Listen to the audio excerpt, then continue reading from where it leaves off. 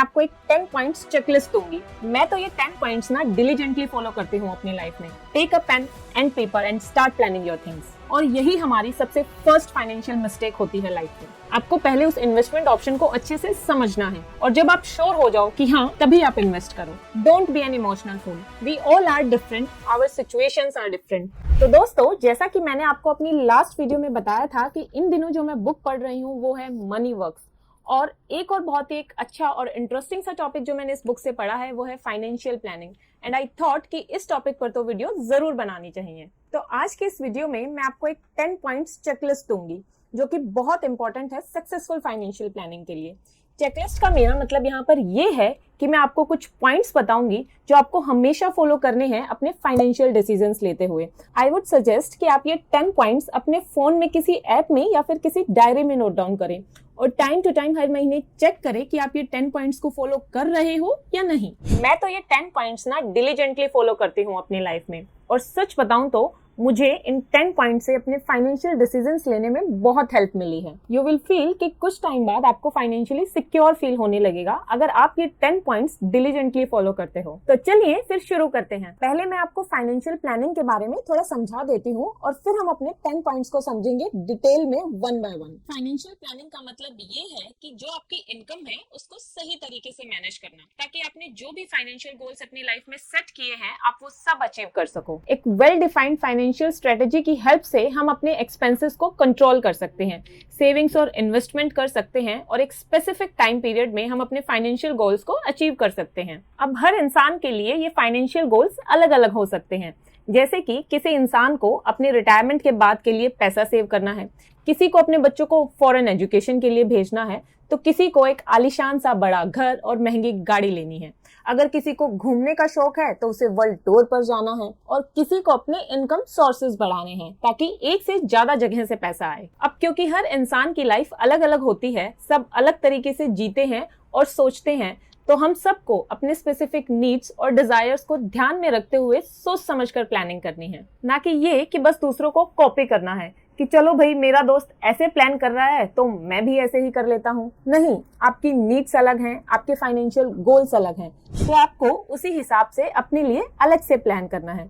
जो 10 पॉइंट्स मैं आपको बताऊंगी उन पॉइंट्स को भी आपको अपने गोल्स के हिसाब से अपनी लाइफ में अप्लाई करना है। अब जब हमने ये समझ लिया है कि फाइनेंशियल प्लानिंग क्या होती है तो क्वेश्चन ये आता है कि फाइनेंशियल प्लानिंग स्टार्ट कब से करें। तो एक फेमस कोट है, टाइम इज मनी, यानी कि समय ही पैसा है। आपको टाइम की वैल्यू को समझना होगा।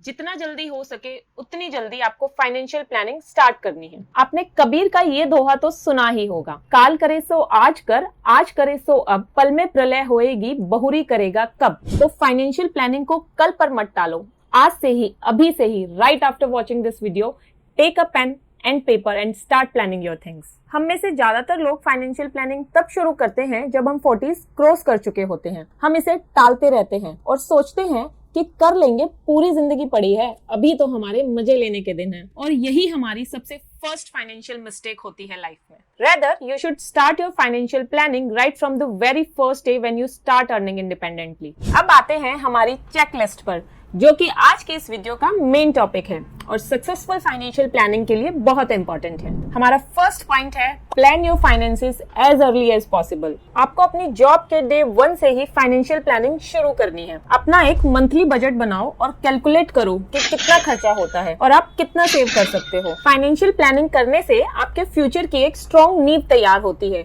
जो कि आपका फ्यूचर सिक्योर करती है। जैसे कि मान लो आपका ड्रीम है यूरोप ट्रिप पर जाने का। अब आप चाहो कि 2-4 महीने में ही उसके लिए सेव कर लोगे तो थोड़ा मुश्किल है, अनटिल एंड अनलेस आपकी सैलरी पर मंथ लाखों में है।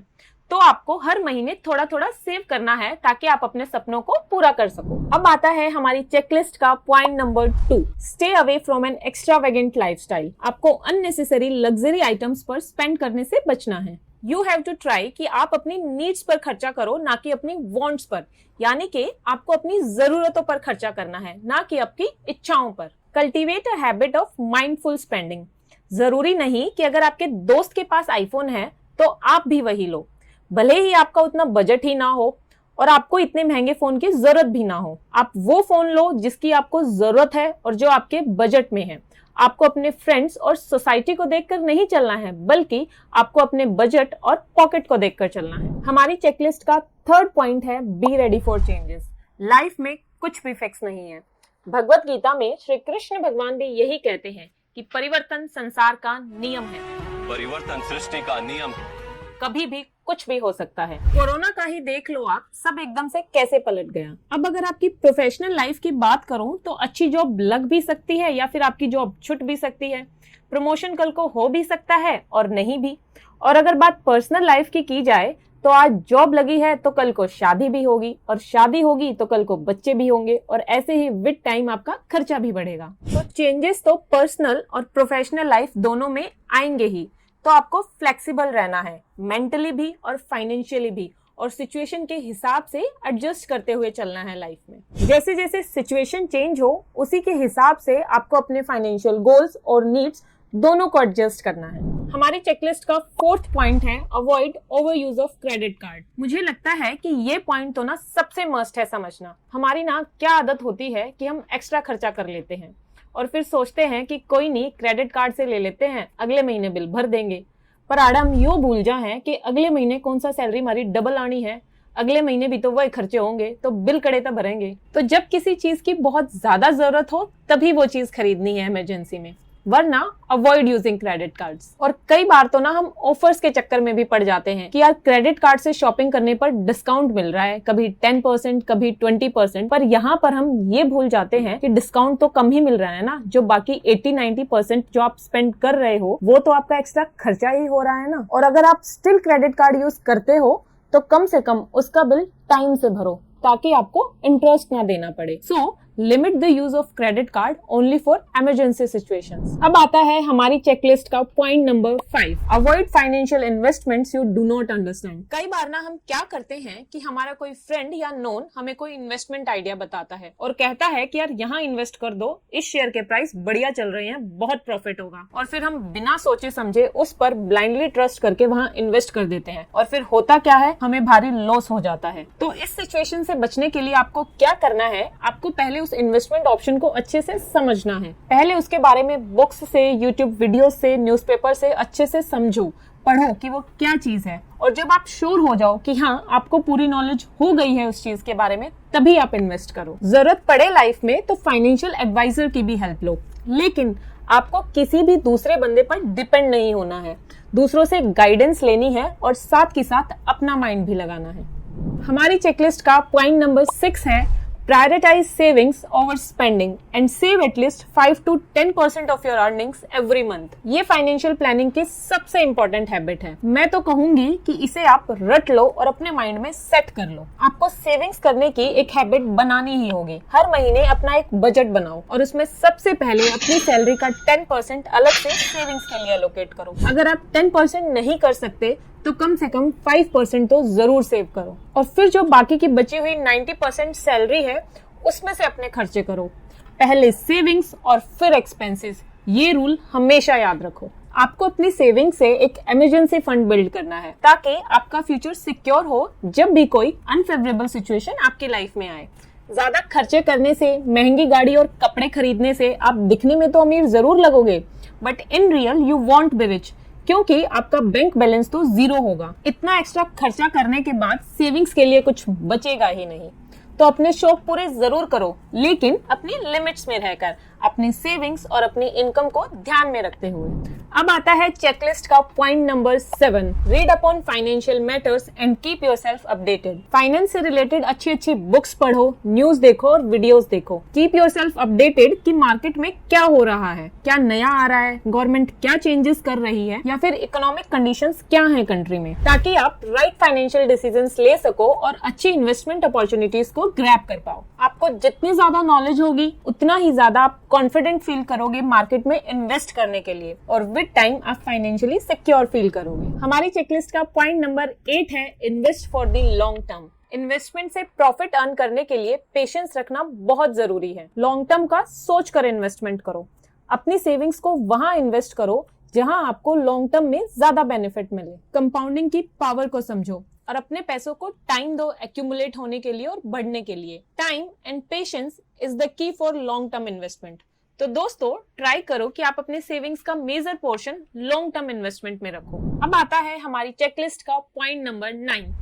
Don't be an emotional fool and make decisions based on your emotions. कभी भी इमोशनल होकर डिसीजन मत लो। बहुत खुश हो तब भी नहीं, और लाइफ में बहुत परेशान हो तब भी नहीं। कीप योरसेल्फ कूल एंड काम, और फिर सोचो। Discuss things with your family, with your friends and with your life partner, and then सब एंगल से सोच समझकर, सब पॉइंट्स को ध्यान में रखते हुए फैक्ट्स के बेसिस पर प्रैक्टिकल डिसीजन लो। कभी किसी दिन मार्केट बहुत ज्यादा डाउन जा रही है तो एकदम से रिएक्ट मत करो, थोड़ा सा वेट करो, सिचुएशन को सब एंगल से एनालाइज करो। ये मत करो कि एकदम से इन्वेस्टमेंट कर दी या अपना पैसा मार्केट से विड्रॉ कर लिया। नहीं, थोड़ा रिलैक्स्ड हो जाओ, एकदम काम माइंड से सोचो और फिर अपना डिसीजन लो, एकदम फ्री माइंड से। लाइफ में डिसीजंस हमेशा इमोशंस को साइड में रख कर लो। अब आता है हमारी चेकलिस्ट का लास्ट पॉइंट, पॉइंट नंबर 10।